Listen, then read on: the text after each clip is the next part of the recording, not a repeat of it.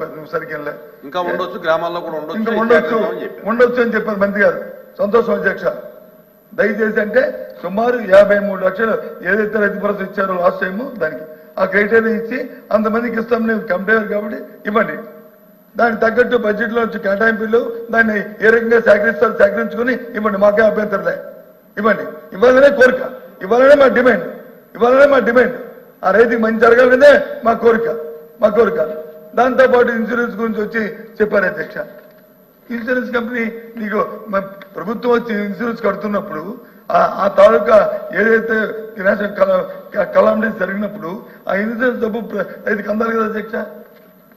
ఆ కట్టిన డబ్బు కంట ఈ ప్రభుత్వం కడుతున్న డబ్బు కంటే దాన్ని తక్కువ వస్తే అప్పుడు ప్రభుత్వాలు ఆలోచించండి. కాకపోతే ఇప్పుడు మీరు ఎన్టీఆర్ ట్రస్ట్ అని పెట్టాం కదా అధ్యక్ష, దీనికి ఆరోగ్యశ్రీకి, అలాగే రాజీవ్ ఆరోగ్యశ్రీ పెట్టారు కదా ట్రస్ట్ పెట్టారు. ఎందుకు పెట్టారు ట్రస్ట్ని?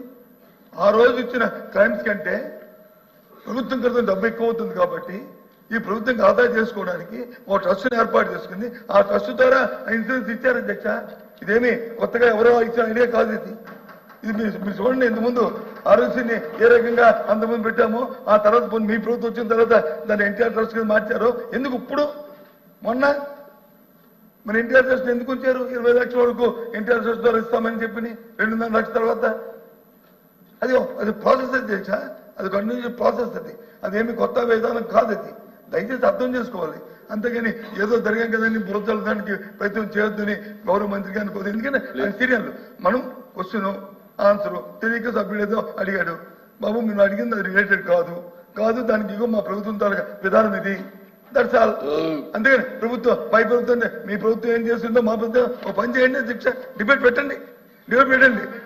గత 1914 వరకు ప్రభుత్వం ఏం చేసిందో లేదు 14-19 ఒక విషయం అధ్యక్ష. షార్ట్ డిస్కషన్ ఉంది కదా, షార్ట్ డిస్కషన్ పెట్టాను సార్. ఒక్క నిమిషం ఆఖరిగా 14-19 తెలుసు అధ్యక్ష. రైతులు రుణమాఫీ చేస్తారని చెప్పిన హామీ ఇచ్చిన ప్రభుత్వం ఎందుకు చేయలేదు అధ్యక్ష? ఏ కారణం చేయలేదు అధ్యక్ష? మీరు చేయలేదు అధ్యక్ష. రైతులది మోసగించండి కాదా? రైతులు ఇబ్బంది పెట్టిన పరిస్థితి కాదా? అది వచ్చి మనం మరిచిపోయి డిఆర్ వేదాలు వదిలించుకొని తమరు వచ్చి మాట్లాడితే ఈ సభకు వచ్చి చెప్తే ఏం చెప్పుకోవాలి అధ్యక్ష? కాబట్టి దయచేసి ఇది కన్ఫైన్ అయ్యి మేము చెప్తున్నాం అధ్యక్ష, మాకు వచ్చి ఈ ప్రభుత్వానికి రైతుల పట్ల చిత్తశుద్ధి లేదు, రైతుల పట్ల న్యాయం చేయడానికి వాళ్ళకి నమ్మకం లేదు. మీకు సభలో మాట బయట మాట చెప్తున్న ఈ సందర్భంలో రైతుల పట్ల మేము డిమాండ్ చేస్తూ రైతుల పట్ల ఈ సభ నుంచి ఈ ప్రశ్నకి వాకౌట్ చేస్తున్నాం అధ్యక్ష. చేస్తున్నాం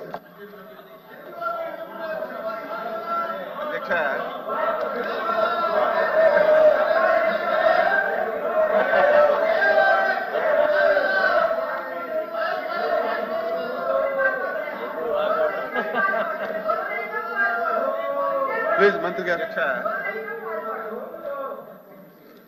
లీడర్ ఆఫ్ అపోజిషన్ ఏం మాట్లాడారు?